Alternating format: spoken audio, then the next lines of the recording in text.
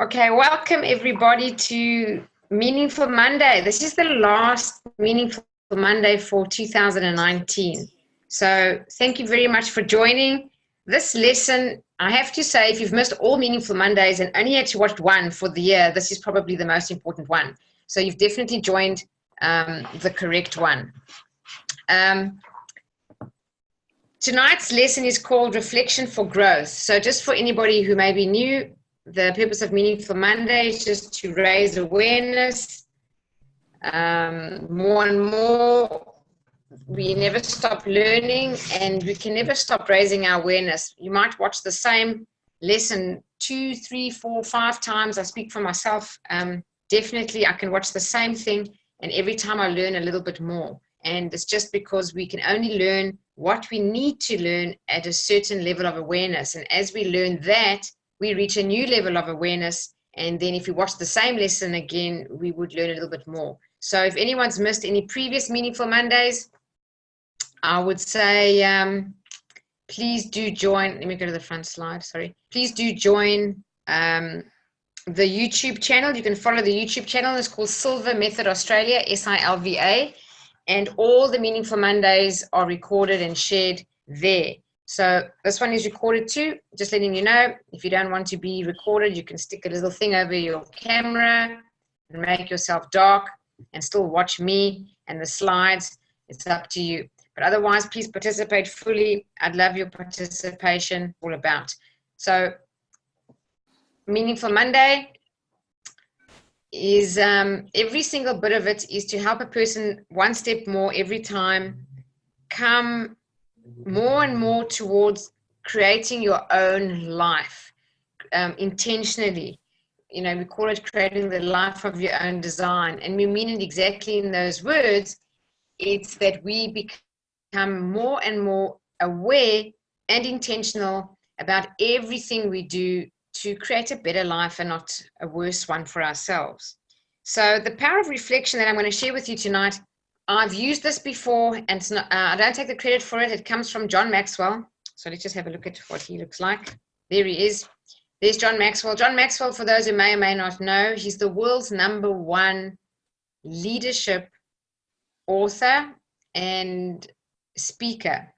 And he's been rated the best leader in the world for about 8 concurrent years. He's won so many awards. He's just recently won Horatio Alger Award.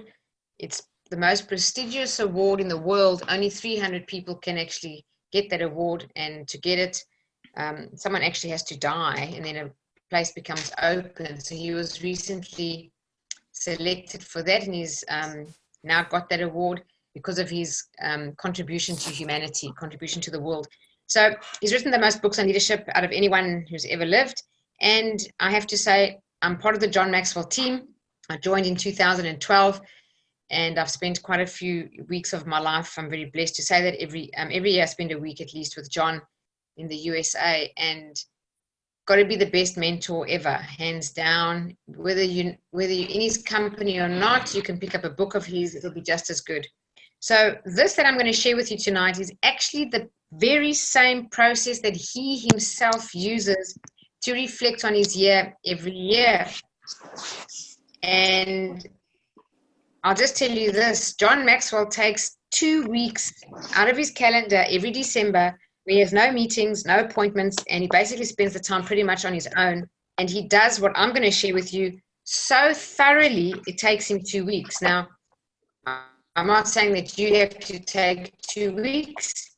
You don't have to take 2 weeks. You can do this in a couple of hours. I've done it myself. But you do need to dedicate a couple of hours to yourself. So just from the outset, I just really want to encourage everyone, grab a pen and paper just to make a few notes, not too much to write down, but just to make a few notes, that if you're going to watch this Meaningful Monday, just make a commitment to yourself that you're actually going to do this. Because if we don't really do this, there's no value whatsoever in hearing about it. It's the same as saying to a person who's got very, very, very poor eyesight, you really should go to an optometrist and get yourself a pair of glasses and you'll see clearly. The person will not understand what the experience will be like unless they actually get prescription glasses, put them on, and then suddenly they can see the world clearly. It's very much the same. So there's no value in the theory of reflection at all. There's none, zero. So I recommend that you take your hand, your right hand, put it over your own heart and say to yourself, I commit to doing this before Christmas. I will, I shall, I'll carve out the time and I'll do this before Christmas and give this time to myself, because the value in this is for you. It's honestly for you. And I urge you to love yourself enough, honor yourself enough, and do this.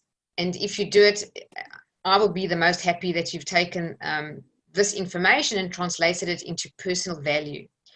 So just that quote there, reflection turns experience into insight. So we go through life having experiences. We have one experience after another. Every single thing we do is another experience. It absolutely is nothing but an experience that just becomes a memory. It has really no significant value. But if you reflect on experience, there is enormous value. There is so much value. I came across this research. I don't know how true it is, but this is what was written there. They said the most powerful personal development you could ever do is reflection on your own experience. It's more powerful than all the books you read, all the courses you take, all the DVDs, or anything that you study and learn. And it's probably quite true, because our experience is our own behavior. And 95% of what we do is habitual behavior, if you understand how the subconscious mind drives our behaviors. So almost everything we do is habitual and driven by the subconscious mind. So we're not even consciously aware of how we just automatically get things done, answer calls, speak to people, do our work, eat our food, do our shopping, speak to loved ones, whatever it is, we most of the time in autopilot mode. So it's through reflection that most of the gold to be mined for our life lies. It lies in reflection of our own experience. And really, if you do reflect and make notes, it's exceptionally powerful. So I'll share this quick process with you. And I really, as I say, I urge you to please commit to yourself that you will do this and get the value. Otherwise, it really doesn't mean anything at all. So we need to reflect on 2019 and use all the learnings. There are going to be a lot of learnings that come out of it to set yourself up for a better 2020. And it might sound really obvious, but we don't really think this way very often. We often get into December, start to wind down, wait for the annual leave time to come, chill out and get as much rest as we can, and then hit the ground running in 2020 and, start the year trying to get that energy back to get going.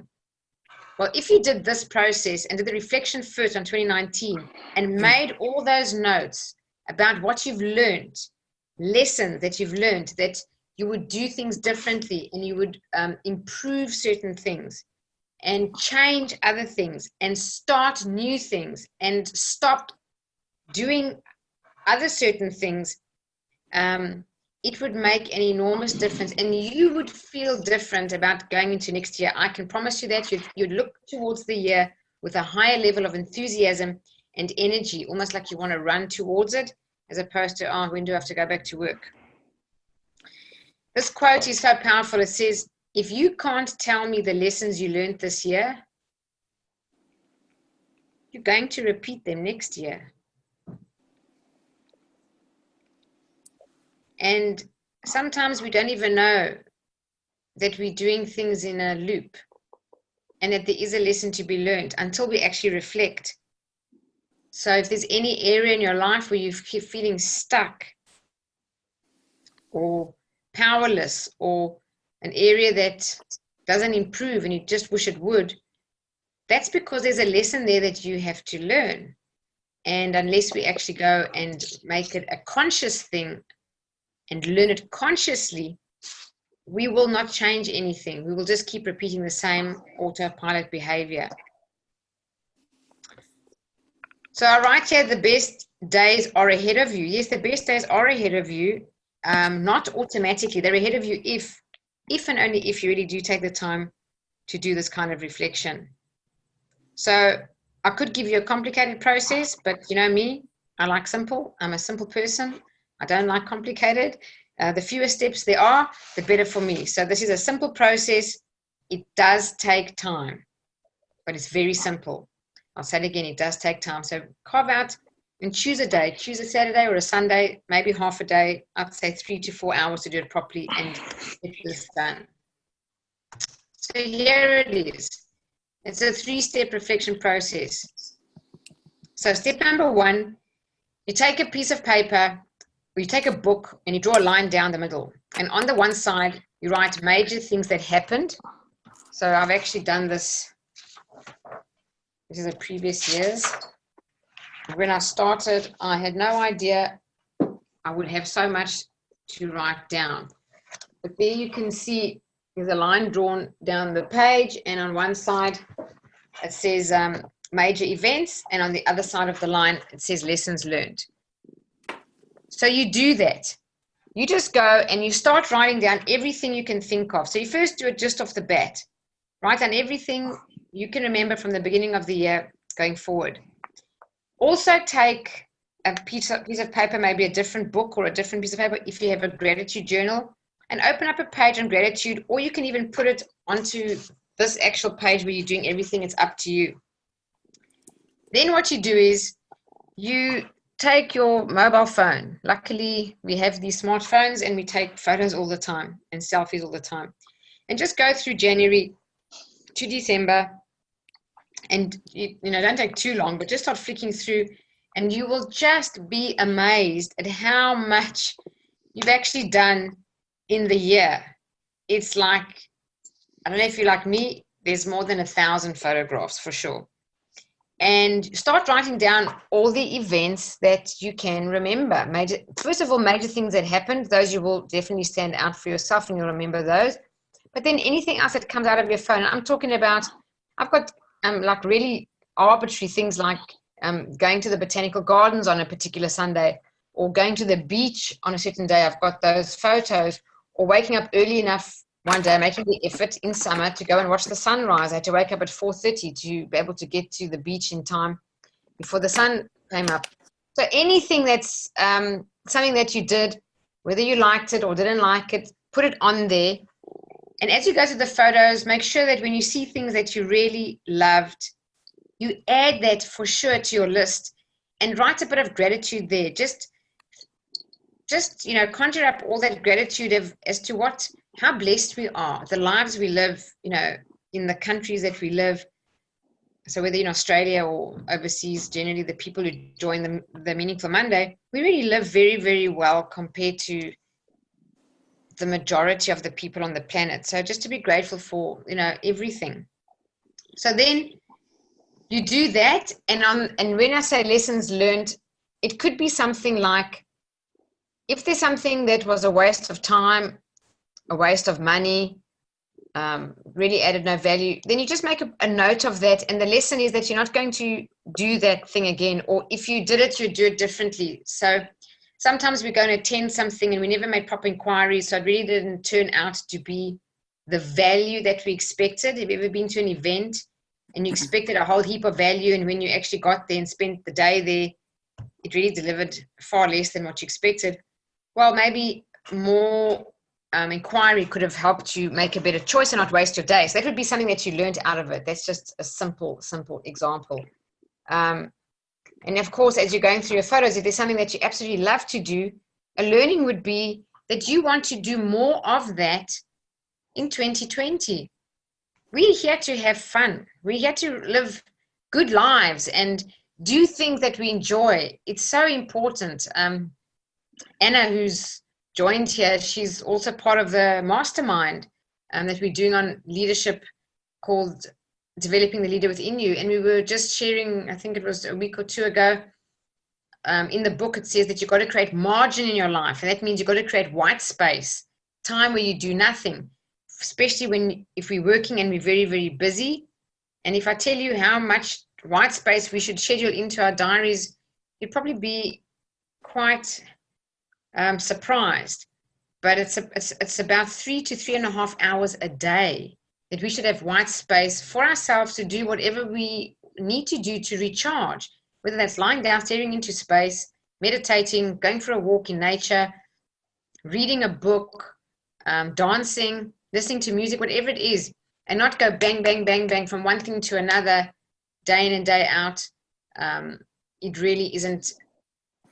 It isn't not only unhealthy for us, but we don't actually get time to think. And if we don't get time to think, we don't actually improve our lives. So that's really important. So when you see anything that you've got in your phone as you go through, on the simple things that you did in your spare time, make a note of that and absolutely remind yourself of the things that you really loved. Then number 3 here is a calendar review. Now this takes a little bit longer. You've got to go through your calendar and look at the people, the places, and the events that you attended or you spent time with in the year. And when I say color code each one, you don't have to color code it on the calendar itself, but maybe color code it in the same journal or book that you're doing this reflection exercise on. And what you do is you would look at things. So if they read, basically you're going to color code any person or people that you spend time with or places or events in red. It means that there's nothing really good going on with red. There's no real value there. So I'll just see what I made a note here. This is the note that I made. Under reds, nothing good happens around red. That's what I wrote. So we're not saying these are bad people. We're not saying that. But you do feel drained when you're around them, or you find them a lot more negative than what you are. Now, it's important that we do pay attention to this. Every person in personal development will tell you to not spend time with people who drain you and spend more time with people that uplift you. So 95% of your success is determined by those that you spend time with. So if they are reds, mark them as red and just become intentional about how you're going to book time going forward. We're not saying leave these people out of your life. We're not saying that at all. Some of them could be people that you can't avoid. That could be in your family. That could be people at work. But we're saying be intentional. So, value them as human beings, value them as people, but we're not going to make them a priority. And when we look at the green ones, compared to that, those do add value. Those do make us feel uplifted. Those do encourage us. They're people who talk about ideas, not talk about other people. They talk about ideas. They talk about the future more than the past. They talk about thoughts that they have, that they're planning on things that they're going to do. When we're around these people who we mark as green, basically we feel energized around them. So any event that's green, people that's green, or places that we went to that really energized you, made you feel better, made you feel happy, you mark that in your calendar. Especially events. Events is critically important or extremely important to really make sure that your events are either red or green. And then you need to make a mental note to yourself that you're not going to repeat as much red and you are going to intentionally add green. So just as an example, every John Maxwell team event I've ever attended is absolutely green for me. I knew it was going to be good. It was always better than expected. I'm definitely going back. It's the most value I ever get anywhere. I cannot say there's anywhere other in my life that I get as much value as that event. So that for me, I would do everything I can to attend that. It gives me the most personal development training. It gives me the most value for money. The training is off the charts. The resources we provided with is fantastic. That's an example. Another green thing for you might be if you attend Toastmasters and then you'd keep going back, or even if it's going to the sea for the day or going into the mountains for the day. If that's green, why are we marking it and making a note somewhere is that if you were really intentional about 2020, you'd say, I'm going to make a point of never missing a quarter without going to visit the mountains or without going to, spend time at the sea, or more than that, like every month, whatever it may be for you. But you can actually put that in and plan that you're going to remind yourself to do things like that to really add value to a better year going forward. Now, anything that's yellow or orange, whichever color it is, it means that it's nothing bad or nothing good. It's just in the middle. So there you can decide for yourself, was it adding value or wasn't it? Was it worth redoing or wasn't it? Now, I have to say, for the lessons that I've learned doing this exercise, there is so much value and gold in this kind of reflection. And just making a note, taking the time to sum up your year. I've just put dates. Like I have like between 5 and 10 things a month. So you can understand how many notes I've made, and to go through there and write down what my insight was. Here's an example of writing something that was of value. How was I feeling? How did I get into that mindset? How could I do it again? How could I repeat that? Whatever it may be. So this is basically the process. It's really, really simple. But as I said, 2 things. It takes time. So cut out the time for yourself. And secondly, you do need to do it. So commit to yourself that you're going to do it. Hi, Anne-Marie. I see that you've joined. Welcome. So that's the 3-step process. I cannot speak more highly of it. It will honestly make a huge difference if you do it. As I said, if you don't do it, there's no value. There's nothing there.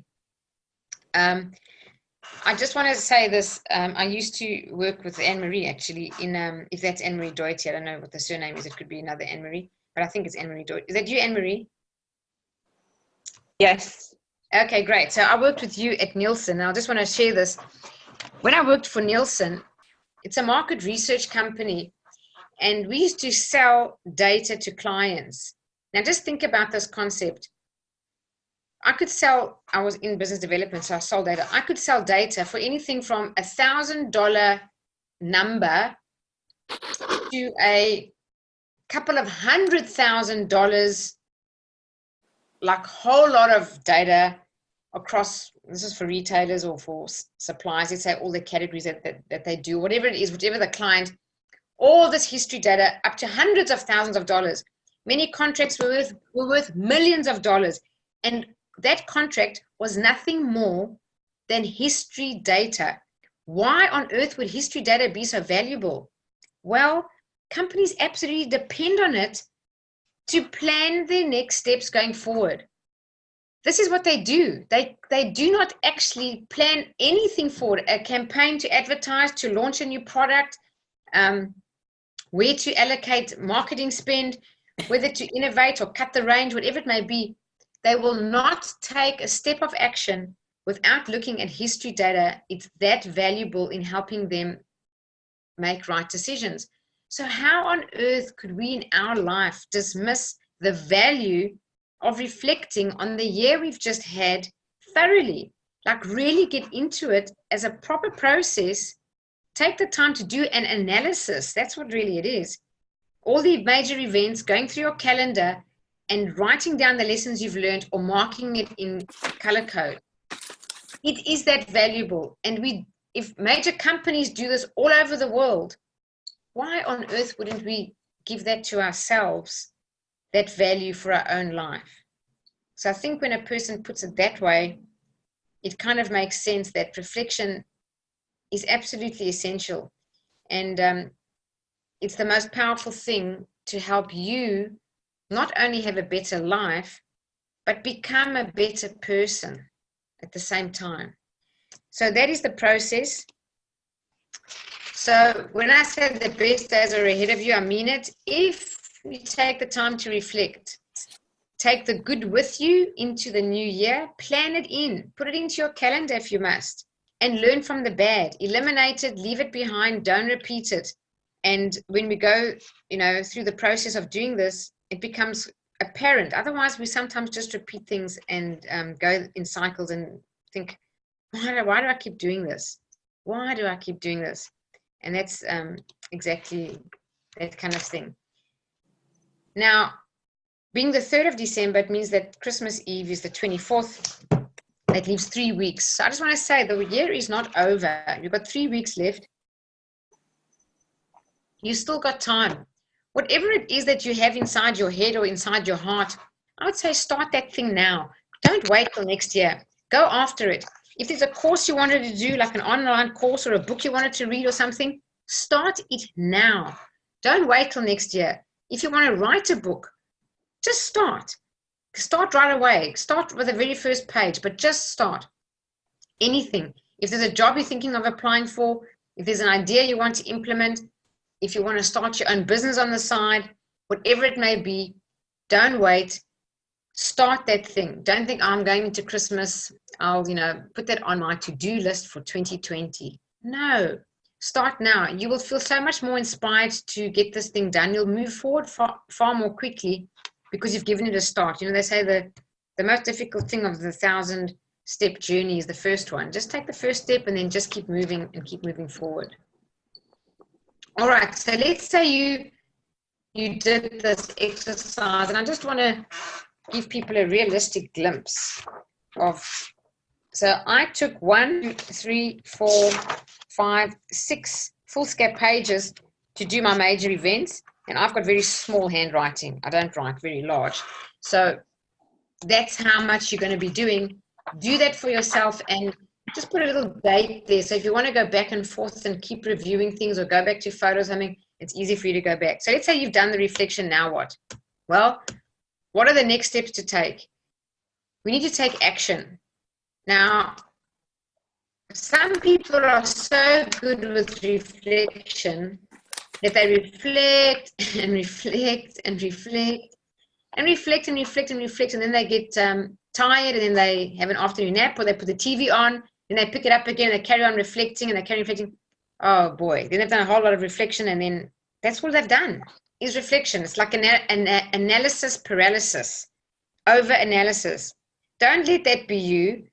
Give yourself a time to try and mark out the major things for the entire year as quickly as possible. Let's say it takes you an hour, hour and a half, and then spend the time and say to as quickly as you can, go through and mine the gold. Get in there, mine the gold, and take out the lessons learned, and then make a summary of that and put it somewhere prominent. Either stick it into the beginning of next year's diary, or put it into your book or your briefcase or whatever it is, or put it on your phone and put that in, and make sure that you do use it when you're planning for 2020. But don't just sit on reflection and don't do anything with it. Don't take any action on it. You've got to take action on it. So if there's things that were green, as I said, put them in your calendar, or put a reminder in, or go online now and rebook them. If there were events you went to that you loved and that added value, go and book them. Book them now, or remind yourself in your calendar to make sure that you actually do it. I've just put here, busy is not productive. Activity is not necessarily accomplishment. That comes from John Maxwell's law of priorities. It's one of the laws in the 21 irrefutable laws of leadership. It's also in his new book that we're studying at the moment called Developing the Leader Within You. And it's very true. Activity is not accomplishment necessarily. You know what I mean? You could be busy, and you could be so busy. I know people who wear busy as a badge of honor. What's the badge of honor in busy? There's nothing wonderful about busy, but there is something wonderful about accomplishment. So always measure your actions that you take and whatever you're doing by what you actually accomplish, and not by how busy you are. So when you see that as a statement like that, and it becomes quite stark, yep, activity isn't accomplishment, then be outcomes focused as just opposed to being busy. Now with serial reflectors, people who are keep reflecting, what happens is something happens, they start to compare, but they start reflecting on the wrong things and compare themselves to others. So there's something called the comparison gap. So it says here, when we compare ourselves to other people, we will find plenty of reasons not to undertake growth. Each of us is a unique creation with different abilities, strengths, and talents. To start drawing comparisons between ourselves and another person will inevitably throw up a strong deterrent to us taking the first step towards growth that we need to take. So if you're making notes, maybe I'm going to write this down. Comparison is the thief of joy. Comparison is the thief of joy. So when we compare ourselves to other people, three things generally happen. One is either you're comparing yourself to someone who's way ahead in life of you, and then you just feel so bad about yourself making that comparison that you're full of self-doubt and you despondent. You don't feel worth, like you haven't accomplished much. You look at other people and make that comparison. You just really knock yourself down. Worst thing you could do. The other is the opposite. You could compare yourself to people who haven't accomplished much at all, who are, haven't done anything as much as you, or accomplished anything as much as you. And then you look at them and think, oh, well, that person really did nothing. They never achieved really much compared to what I have. Then we get proud. Then we get a bit arrogant. Or we get complacent, thinking, oh, I'm doing so well compared to these other people. We can become complacent. What happens when you become complacent? You start to slide backwards. There's no doubt about it. You can't be complacent and stay at the top of the mountain. You have to work every day as if you're going to climb and climb and climb. They say the road to success is uphill all the way. It's absolutely true. We always think, I'm going to work so hard and then I'm going to cruise for a while. It never happens if you're successful. You're always working hard and working hard and working hard. You don't ever find the cruise. If you're cruising, you're generally sliding backwards or becoming outdated. So don't compare yourself to people who haven't gone as far as you. And then the third one is often when we compare, we're not really sure what to do. So we can also make ourselves indecisive, which is the worst thing, because what we want to do in life is to take action. Indecision is a real crippler for success, and being a decisive person and making decisions is a skill. And we even studied that in a mastermind on Think and Grow Rich. There's a whole chapter on decision, and it says highly successful people make decisions quickly and they change them seldom. And unsuccessful people, they take ages to make a decision. They're very indecisive, and also they change their decisions quickly. So decision is a skill, and don't compare yourself with others. It'll just confuse you. Stick to what you want to do, what you think is right, and what you feel in your heart is right. Then there's this quote here. If you find yourself criticizing other people, you're probably doing it out of resistance. When we see others beginning to live their authentic selves, it drives us crazy if we have not lived our own. This is very true. So if ever you catch yourself criticizing someone, the best thing for you to ask is, where am I that? Or when am I that? You may think, I'm never that. I'm never that. That person's just got a terrible character trait or a personality trait, or when they do this thing, it drives me crazy. I'm never like that. That's never true. Ask yourself, when you see someone who triggers you, that you want to criticize them, or that something bothers you about them, just ask yourself, where am I that? So there's often resistance there. It's just something for us to learn from ourselves. Okay, and then just to say, if you don't like something in your life, so when you're looking through your calendar and reflecting on last year, if there's something you don't like, please change it.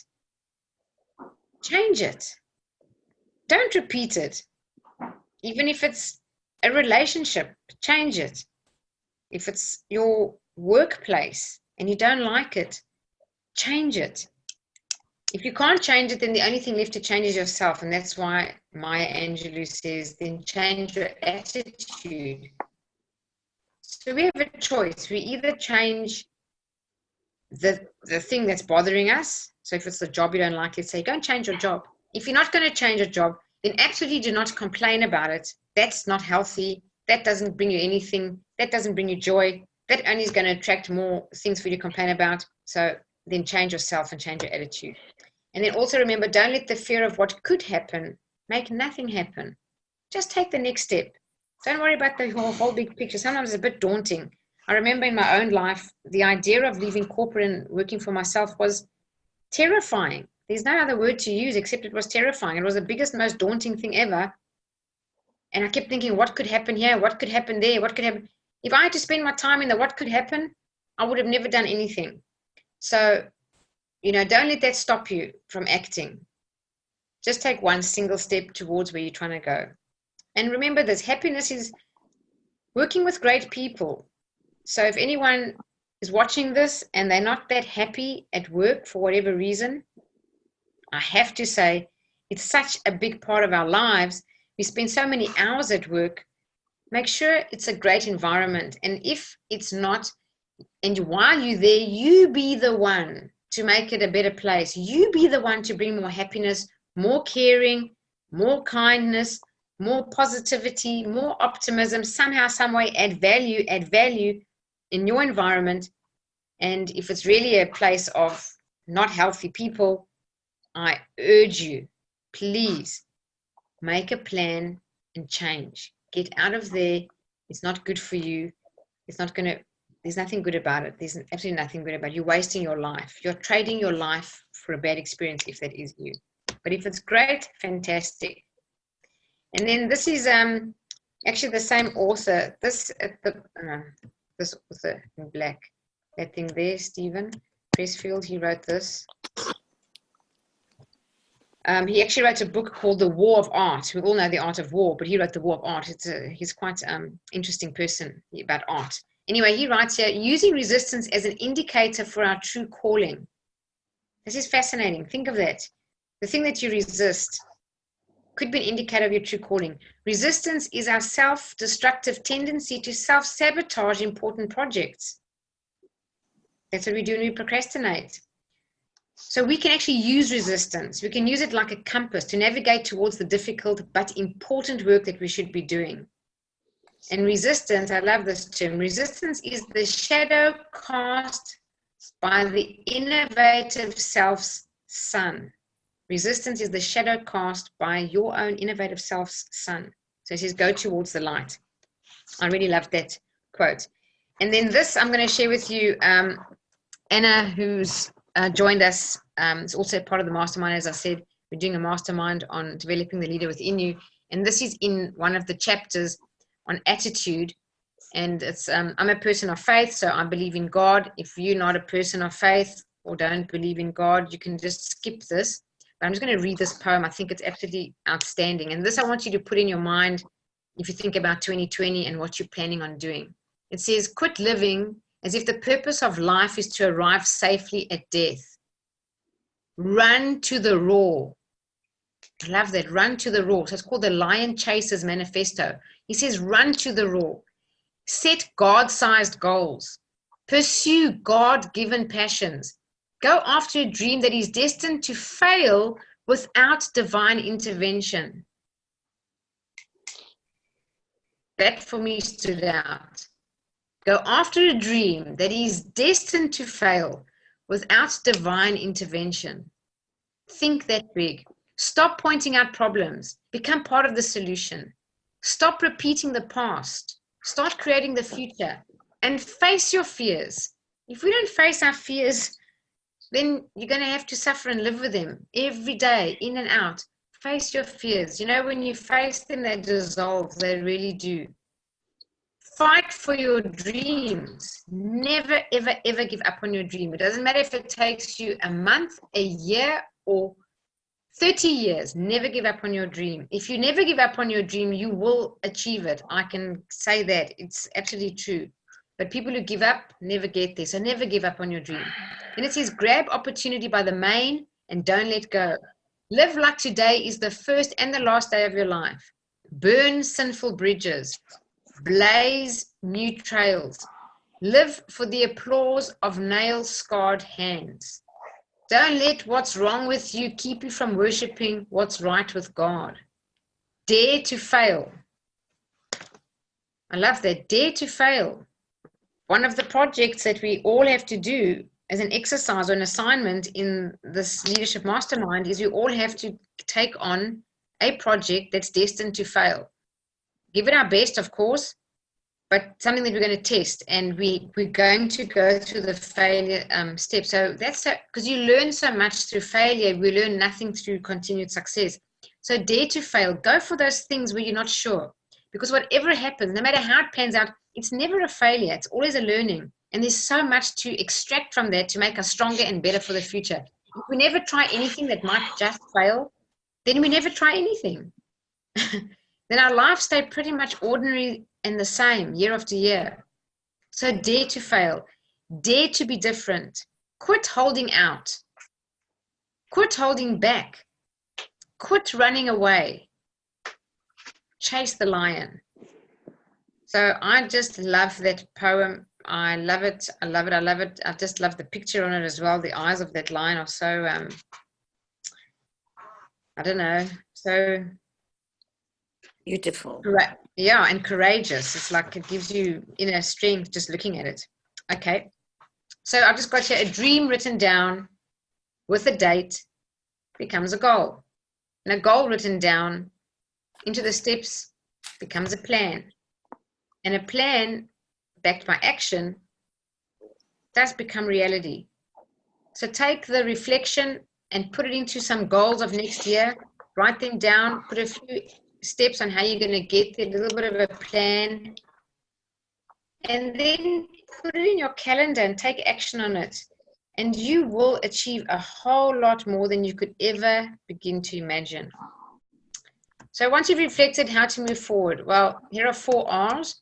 The first one is return. So anything that was good or anything that you did, so let's say you saw in your year you started going to gym, maybe in January this year, and then you quit maybe by March. So just get back in, just plug back in. Don't say, oh, I've failed and I left the gym and I'm no good, and get back in. If you started to write a book and left it lying on the side, pick it up, just plug back in. Make a commitment to return to the things that are important to you, that were green, that added value to you, and just plug back in. You know, there's nothing wrong with getting off the rails. It happens to all of us at some point. Just get back on the rails. Don't make it a permanent failure. Just get back on. The second one is release. Try and release red from your calendar. All those events, all those people, all those places, anything that didn't add any value or drained your energy. It's more about how you feel. If something drains your energy and brings you down, how on earth can that be good for you?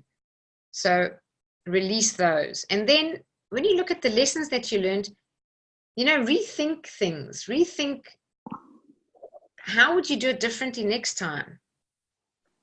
What could you do to improve? Especially when things go wrong. The best thing about reflection is pull out the failures, if you have any, or mistakes that you've made. They are the most valuable. You cut and polish those, you will improve and become better. And then next thing is restart. So take action, restart. It's go time. Don't wait till next year. Get going with a plan and an action. And just some areas to look at with these 4 R's. Definitely your work. That's the biggest one. We spend so much time. The other one I want to say, personal growth. I don't know if you do or you don't have a personal growth plan. But if you don't, think about your personal growth. And I'm talking about, how will I grow spiritually? How will I grow in terms of health? How will I improve there? How will I grow in intellectual stimulation? What could I learn that I need to learn? What new skill can I learn? How could I grow in skills and talents in the area of my work to perform better? Things like that. So think about a personal growth plan across areas of your life. Also look at your own spirituality. We do need to consider that we are more spiritual beings than physical beings. And if we leave that at the bottom of our personal development list, then what is life's worth? Because one day you're going to be too old to work, too old to do all the things you do when you're young, if we're blessed enough to live to be old. And then what was that all about if we never had any spiritual growth along the way? And spiritual growth makes every day a blessing, a grateful experience, and more joy, and a more feeling of being connected, and also a feeling of being supported. Like you're not on your own in this big wide world having to control every single thing to make it happen and work out for you. You can live with more faith. And when you live with more faith, you live with more ease. And that's more closer to living in the flow. And that's really where we want to go in life. In fact, the chapter in my book, Living in the Flow, is living with faith, because there's a massive difference to living with faith than living with fear. There's two completely starkly different experiences. And then think about serving in your life somehow, some way, serving, whether it's volunteering somewhere or networking, getting to meet other people, get out there, expand your network, meet new people. Life's full of opportunities for opportunities. Opportunities for opportunities. And then pipeline, whatever you've got in your pipeline, whatever work you're in, think about it and what you're doing to create a good pipeline for 2020. If you're in your own business, what about marketing and promotion or anything that you need to work on? So to make a change in your life and to improve your life, John Maxwell says, you'll never change your life until you change something you do daily. The secret of your success or the secret of your happiness is found in your daily routine, your daily agenda. So one of the simplest things you can do, and Anne-Marie knows this because she did a mastermind with me some time ago, some years ago, on a John Maxwell book. One of the simplest things you can do is to do one thing daily. It's plan and reflect daily. Here I'm asking you to plan, to reflect on the whole year and then plan the next year. But if there's one thing you can do to absolutely improve your life, is to plan and reflect daily. So plan and prioritize, and at the end of the day, reflect on how well you did and ask yourself, what could I have done better? What would I change? What did I do well? Please note your successes too, and pat yourself on the back and acknowledge those.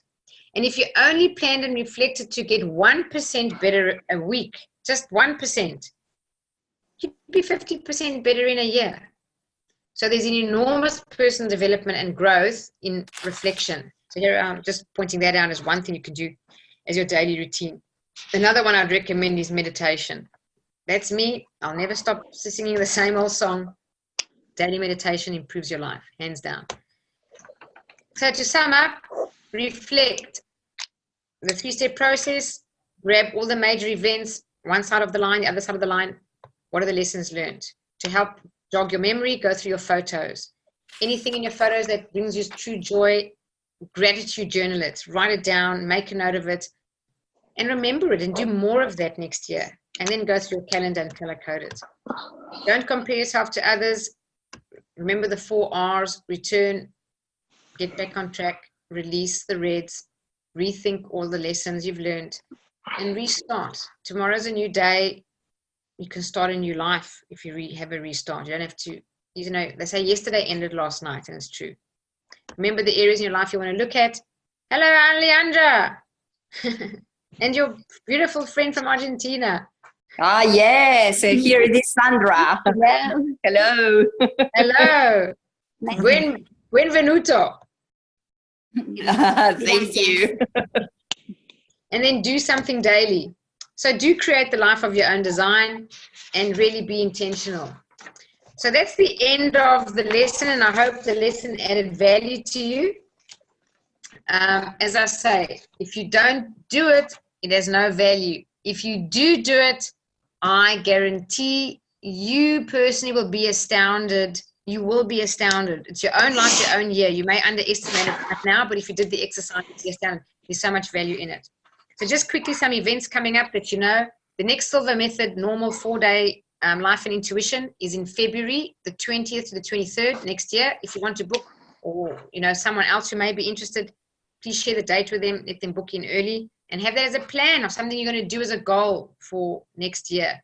Book it in. If we don't book and plan, something's going to happen and we won't do it. Then for anyone who's a Silva graduate, already a Silva graduate, only for Silva grads, Silva Mastery is coming up. Alejandra knows about it. Anne-Marie, I think you know about it too. I think, yes, you do. You're coming, as far as I remember. Yeah. Yes. I book it. So, book yourselves into that. The early bird.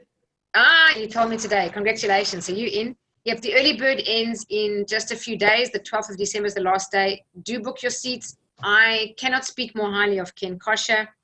This is a personal dream come true for me that he's coming to Australia. I have wished and waited for 3 years, and he's coming, and it's the only time he's coming. So do not miss this. It's not going to happen again, and there's nobody better in the world who can train Silva mastery than Ken. 49 years experience, and he worked with Jose for many years. And then Silva Kids, you need to contact me if you want to have a child do Silva Kids. And then also next year, if you're interested, there'll be a mastermind called As a Man Thinketh.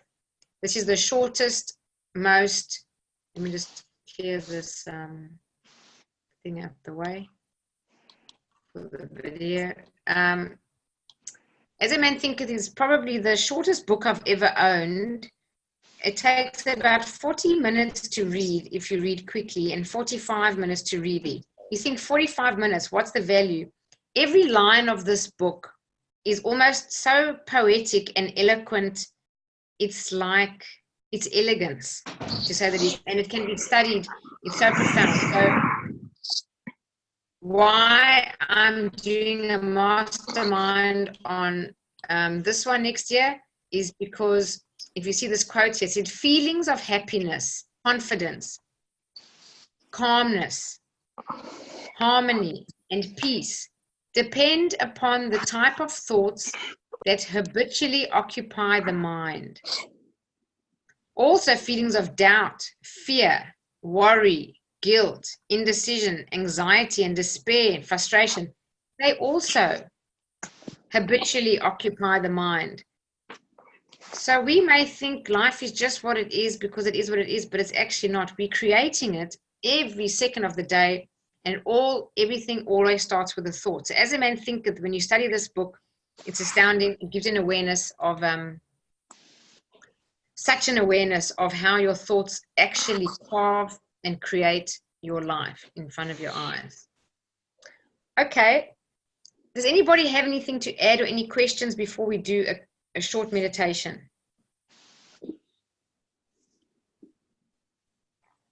No? Yes?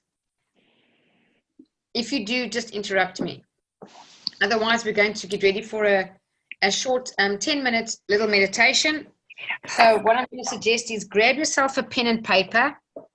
We do write in the meditation, and then make yourself as comfortable as possible. I'll switch off the camera so you don't have to worry about anybody being on camera. And I'll switch my video off as well. So what we're going to do is we're just going to, for those who are new, or haven't done this before, we're first going to do a relax from head to toe. I'll just guide you through. You just listen to the words and follow the instructions, and you'll go into a nice deep relax. And then I'm going to just like kind of cleanse and clear like our minds are very busy. So just clear the energy, just imagining a nice peaceful place and a waterfall of light to wash all our energy clean.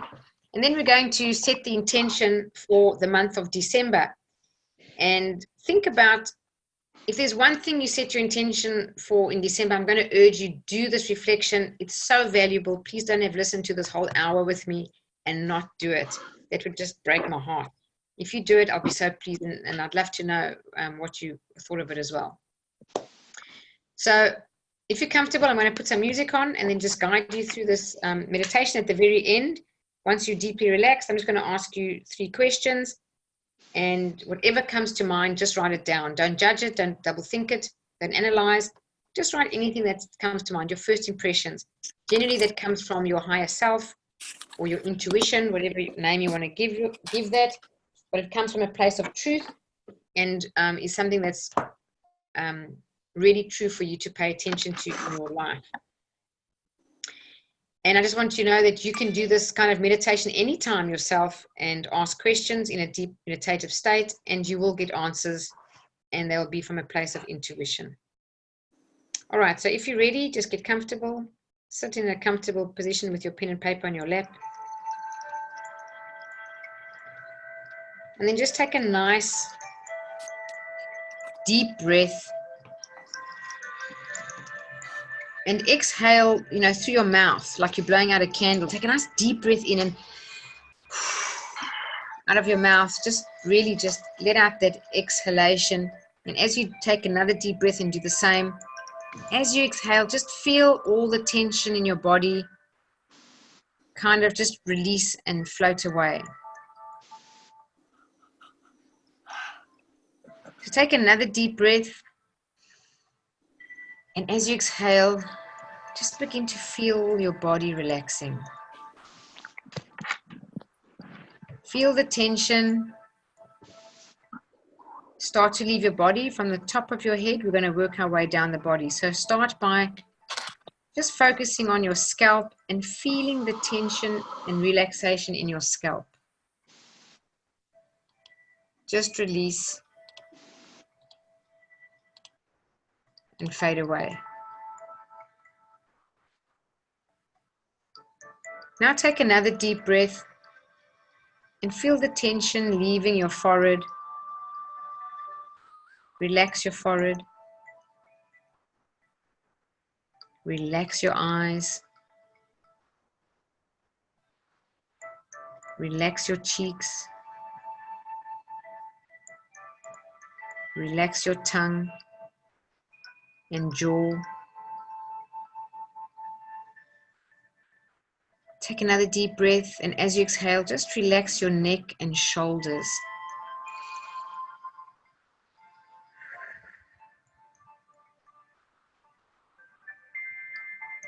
Now relax your shoulders, arms, and hands.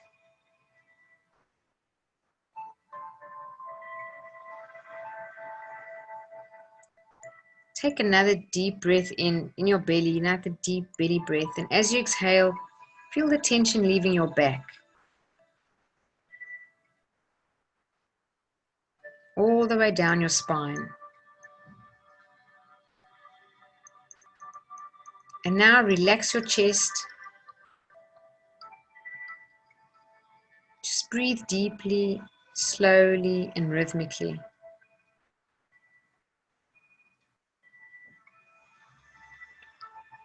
Relax your abdomen, your stomach area.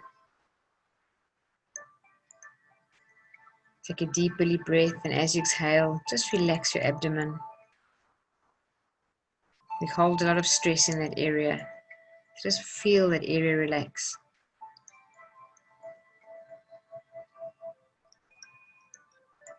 Relax your hips and pelvic area. Take another slow, deep breath. And as you exhale, relax your thighs.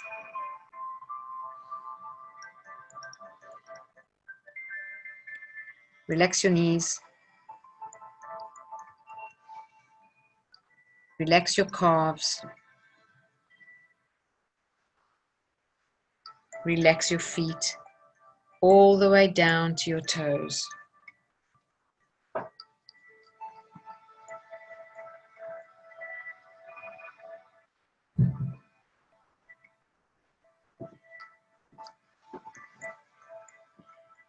You are now experiencing a deep state of relaxation. You're now going to create in your mind an ideal place of relaxation. It can be real or imagined, either somewhere that you've been or somewhere that you'd like to go. Just allow it to be a place where you feel totally relaxed. So begin to experience this place right now and take your time.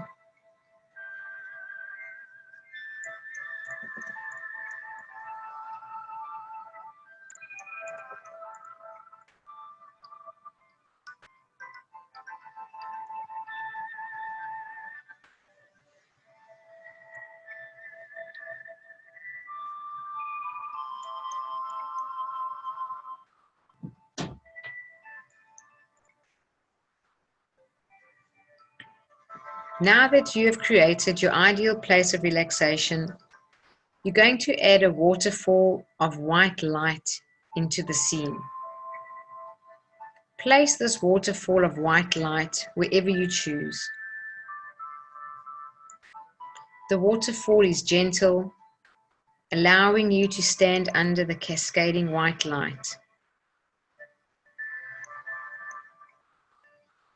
The light is a healing energy, a clearing energy, Your waterfall of light is now created. Walk over to the waterfall and stand under the white healing light.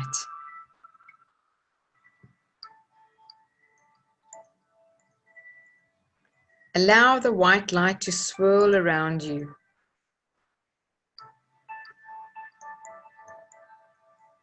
Allow it to encompass you within its glow. It is clearing the stress and the tension and the clutter of the day. Also feel it clearing the stress, tension and clutter of this week that's past, of the month behind us, even the year behind us. And the more you stand under the waterfall of white light, the more you feel it clearing the energy field of your lifetime.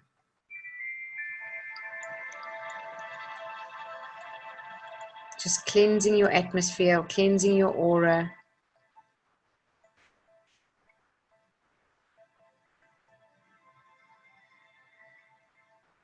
And as this white healing light clears your energy field, just notice how much happier you look.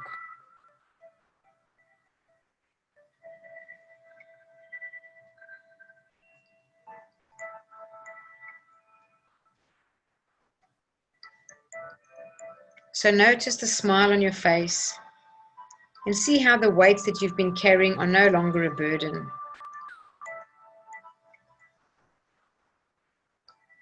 Notice how your energy field is expanding out as you are radiating love. This waterfall of light is always available to you whenever you need it. All you need to do is close your eyes, imagine your ideal place of relaxation, and immerse yourself in this healing white light. Now take a deep breath, relax and go deeper, and repeat these beneficial statements to yourself mentally. So repeat mentally after me. Every day, in every way, I am getting better, better, and better. Positive thoughts, suggestions, and images bring me benefits and advantages I desire.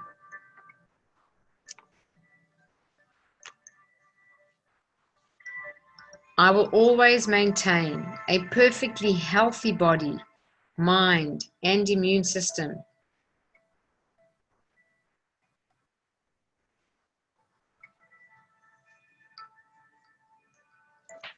The following statements are for your better health. So keep in mind that from now on, I will be speaking in your place. Every second, every minute, every hour, every day, every cell, tissue, organ, and system of my body is revitalized, restored, and renewed, resulting in a perfectly healthy body, mind, and immune system. I'm able to function in harmony, physically, mentally, emotionally, and spiritually to promote maximum benefits. My awareness in using my mind allows me to do activities that promote increased health, physically, mentally, emotionally, and spiritually. Now imagine the white light turns to green. You are now immersed in a glowing green light. This green light is unconditional love. It surrounds you. It encompasses you. It flows through your entire being. It fills you with love. All the hurts you felt, all the pains you felt, the angry moments, allow this green light, this unconditional love, to heal those spaces now.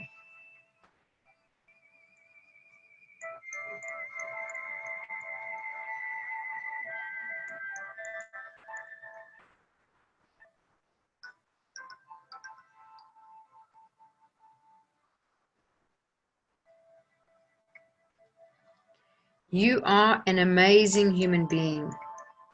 You deserve love. You deserve joy. You deserve abundance. And you deserve peace.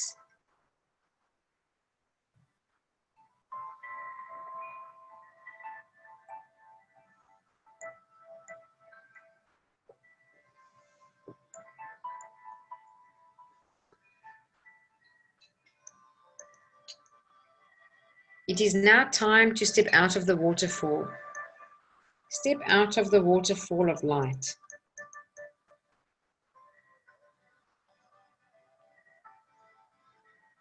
Your energy field is now clean and clear. You are centered and energized. You are able to think more clearly, focus more easily. You are in the flow of universal love and energy. Just take a moment now to enjoy this feeling of connectedness.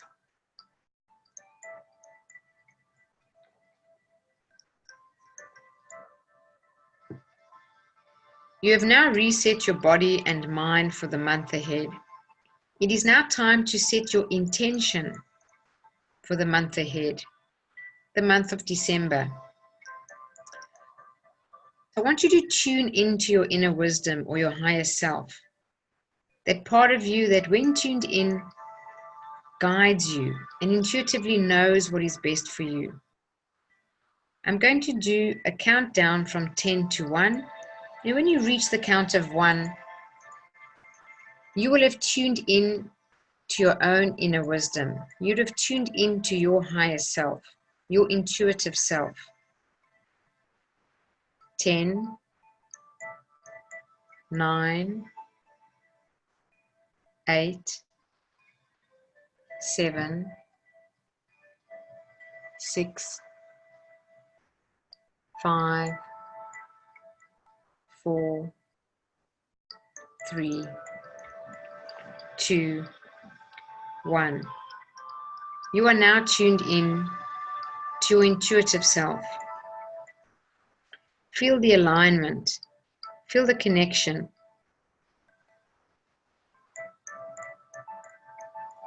And now, in a deep, relaxed state, ask yourself the following questions, and whatever first impressions come up for you, just write them down, then close your eyes and go back into a meditative state. So the first question is, what do I need to focus on for the month of December?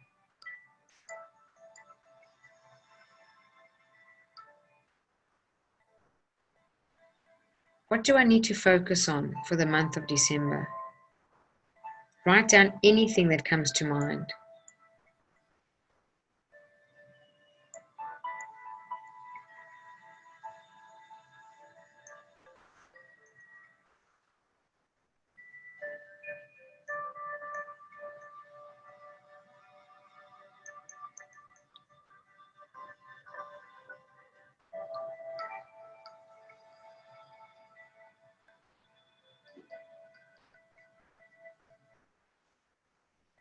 Just take a deep breath once you've closed your eyes again and just re-enter your calm state.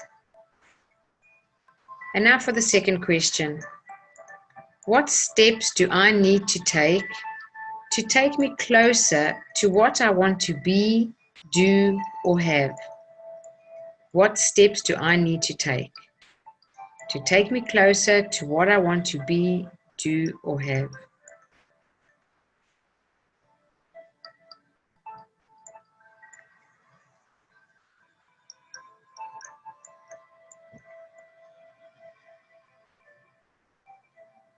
Whatever comes to mind, write it down.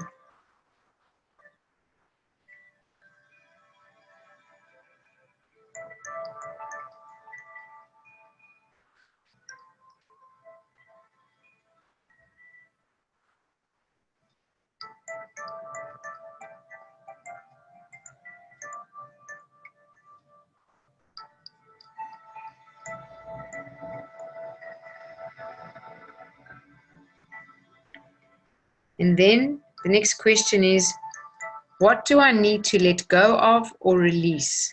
What do I need to let go of or release?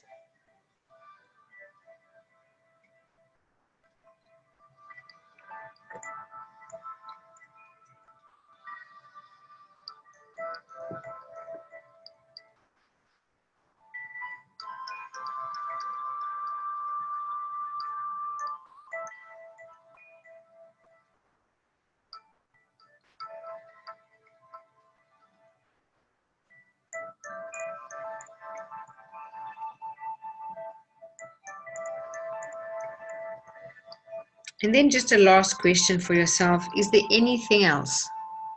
Is there anything else I need to know or do? Is there anything else?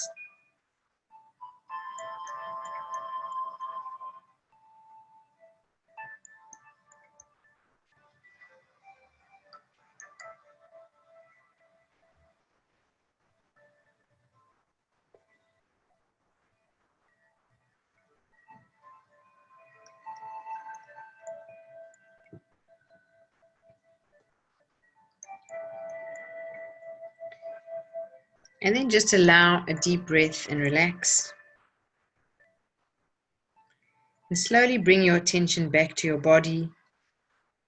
Just gently wiggle your fingers and toes as you become more aware.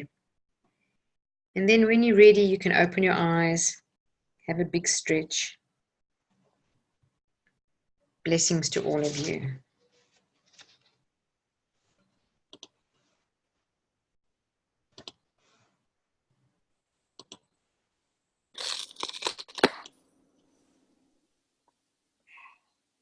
So welcome back, everybody. I'll just unmute your microphone, so if you want to talk, you can.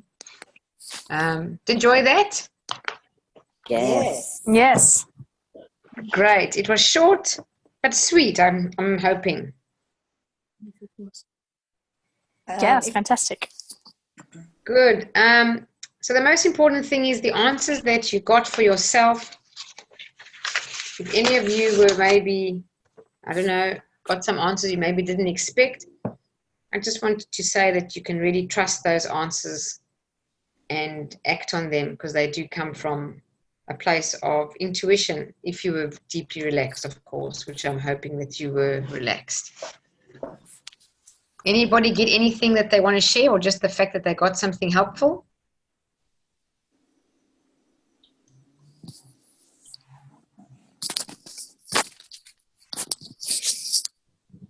It was really like a very deep state of, relaxation. It was great. Good. Did you get some answers for yourself? Well, I had some ideas, like to follow. And, Like what? like to, try to do more meditation. That's something I receive as a message. Oh, very good. That's good. More meditation is always good. There's so many benefits. I mean, you know that, Alejandra, you're a Silva graduate. It's just, the benefits just actually compound. It gets better and better. Meditation, I just can't speak more highly of it. It's just fantastic in every way, shape, or form, for everything in our life. It's a problem solver for everything, I believe. That's what I believe. And your lovely friend there from Argentina, what is your name? My name Sandra. is Sandra. Well, I received some words, but they are meaningful for me. In the question of the steps, my words are think, trust, and remain stable. Wow, very interesting. Trust, that's an important one. That's very important. That's like saying it's the opposite of doubt, trust. Yes. Yes. Well, thank you very much for sharing. Anybody else want to share?